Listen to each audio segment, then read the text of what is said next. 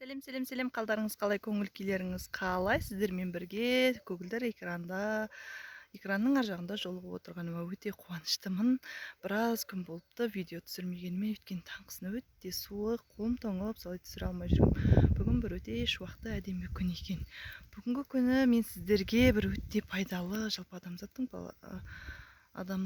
барлығына қажет тақырып қаржылық сауаттылықтан жаңағы ақша жинауды үйрену, ақшаны үнемдеу. Жалпы барлығымыз ақша табамыз, қаражат табамыз, бірақ қаражатты жұмсауға келгенде әртүрлі тактикалар мен практикалар қолданып жатамыз.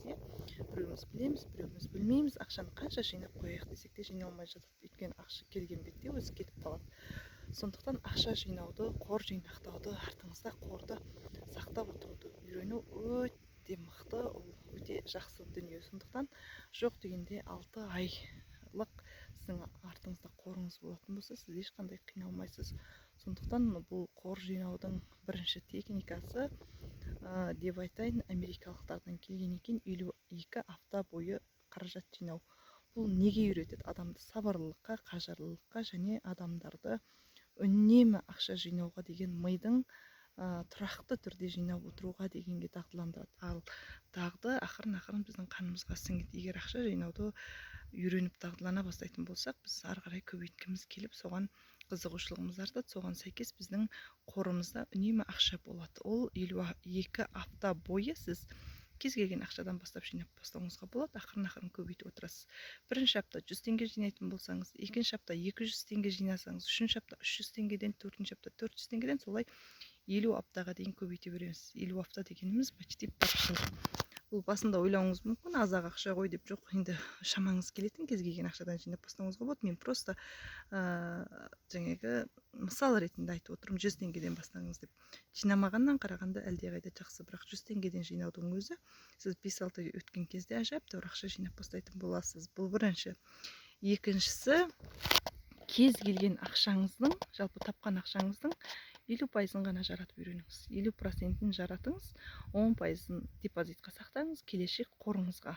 10%-ын міндетті түрде садақаға беріп отырыңыз. Садақа, білесіздер, бәле-жаланың алдынан сақтайды, және де ауру сырқаудың алдын алады, келе жатқан апаттан, анау-мынадан сақтайды, және де сіздің тауып отқан қаражатыңыздың берекесін сақтап қалуға, берекелі етуге өте үлкен көмегін тигізеді. Сондықтан біз ақша тапқан кезде оны бергіміз келмей қалады, бірақ ол сол нәрседен арылып үйрену керек, беруге үйрену керек. Сондықтан міндетті түрде 10%-ын садақаға беруді үйрену керек. 30%-ын қарызыңыз болса, кредитіңіз болса, біреулерге берешегіңіз болса, соны беріп үйреніңіз.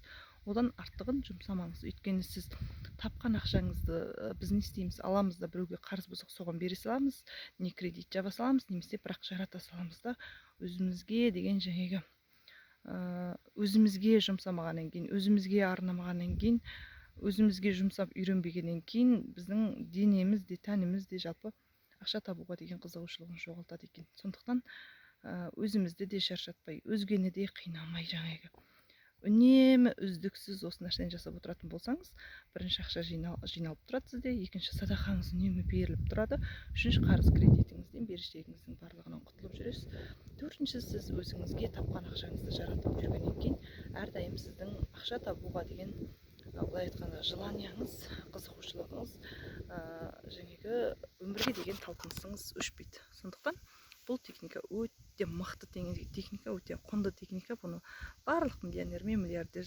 мықты жетістікке жеткен адамдар қолданады. Сондықтан сіз де қолданып көріңіз, өміріңізге жарасын, сәттілік тілеймін. Бұны жаңағы пайдаланатын болсаңыз, расымен де өте мықты нәтижеге жетесіз. Бай қуатты болыңыздар, бақытты болыңыздар. Әрдайым жасаған істеріңіздің, істеп атқан істеріңіздің Алла берекесін берсін. Бай қуатты болыңыздар.